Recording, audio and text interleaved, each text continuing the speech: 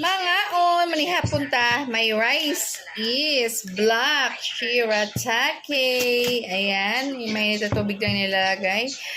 Kasi, hindi ko talaga maiwasan ng rice. Kaya, ito, masarap na siya.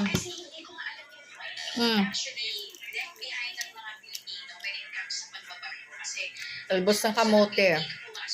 Tapos, Gigi. Yung rice ko talaga, ang sarap nito. Mabango pa siya. Yan.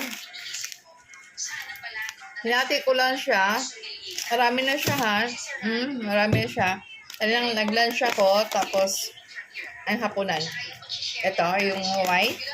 Ito rin ng black kasi, na-control ko talaga siya pag ganito siya ka dami. Yan.